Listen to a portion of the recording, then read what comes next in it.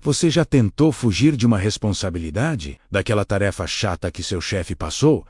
Ou até de uma conversa difícil que você sabia que precisava ter? Pois é, todo mundo já se sentiu assim. Mas e se eu te dissesse que existe uma história de mais de 2.700 anos sobre um homem que tentou fugir de uma missão dada por ninguém menos que o próprio Deus? E essa fuga acabou com ele dentro da barriga de um peixe gigante. Hoje, vamos mergulhar na incrível e, convenhamos, um pouco cômica história de Jonas, o profeta mais relutante da Bíblia. Fique comigo para descobrir por que essa antiga narrativa é muito mais do que um conto infantil sobre um peixe grande. Ela fala sobre obediência, misericórdia e principalmente sobre a natureza humana. Tudo começa quando Deus chama Jonas com uma ordem bem específica. Vá à grande cidade de Nínive e pregue contra ela, porque a sua maldade subiu até a minha presença. Parece simples, né? Para um profeta, falar em nome de Deus é o trabalho do dia a dia. Mas aqui temos o primeiro grande plot twist. Nínive não era qualquer cidade. Ela era a capital do Império Assírio, o inimigo número 1 de Israel na época. Os assírios eram conhecidos por sua crueldade e brutalidade. Mandar Jonas para era como enviar um torcedor para pregar no meio da torcida organizada rival. Então, o que Jonas faz? Ele obedece. Que nada. Ele decide fazer exatamente o oposto. Deus disse para ele ir para o leste, para Nínive. Jonas compra uma passagem de navio para Tarsis, que ficava no extremo oeste do mundo conhecido na época. Ele literalmente tentou fugir para o fim do mundo para escapar de Deus. É quase como se ele pensasse: se eu for longe o suficiente, talvez Deus me esqueça por lá.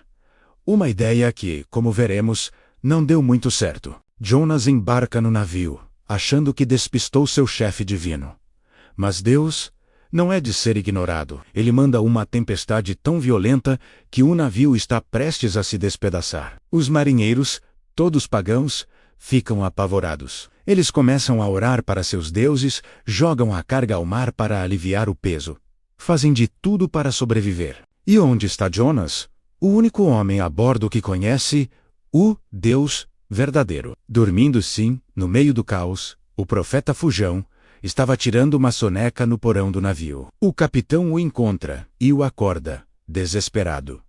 Como você consegue dormir? Levante-se e clame ao seu Deus. Talvez ele tenha piedade de nós e não pereçamos. Os marinheiros, então, decidem tirar a sorte para descobrir quem era o culpado por aquela desgraça toda. E claro, a sorte cai em quem? Em Jonas.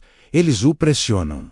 E ele finalmente confessa: eu sou hebreu e temo ao Senhor, o Deus dos céus, que fez o mar e a terra seca. Eu estou fugindo da presença dele. Ao ouvirem isso, os marinheiros ficam ainda mais aterrorizados.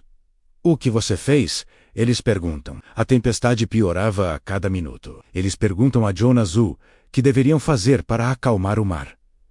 E aqui, Jonas assume a responsabilidade. Ele diz: peguem-me e me joguem no mar, e ele se acalmará, pois eu sei que é por minha causa que esta grande tempestade veio sobre vocês. Os marinheiros, mesmo sendo pagãos, hesitam. Eles tentam remar de volta para a terra, mas não conseguem. Vendo que não havia outra saída, eles oram ao Deus de Jonas, pedindo perdão por tirarem a vida de um homem, e o jogam ao mar. Imediatamente, a tempestade cessa o mar, se acalmou, e aqueles homens, maravilhados, passam a temer a Deus profundamente. E Jonas? Fim da história? Não.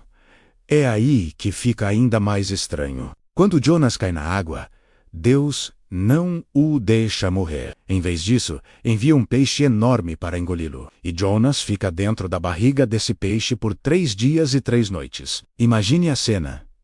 Escuridão total, o cheiro, o aperto. É nesse lugar, improvável, no fundo do oceano, que Jonas finalmente se volta para Deus. Ele faz uma das orações mais bonitas da Bíblia, reconhecendo seu erro e a salvação que vem do Senhor. Após os 3 dias, Deus ordena ao peixe, e o peixe vomita Jonas em terra firme. Que jeito de voltar ao trabalho, hein? Oh, a palavra do Senhor vem a Jonas pela segunda vez. Vá à grande cidade de Nínive e proclame a mensagem que eu lhe darei. Desta vez, Jonas obedece. Ele vai a Nínive e prega a mensagem mais curta e direta da história. Daqui a 40 dias, Nínive será destruída.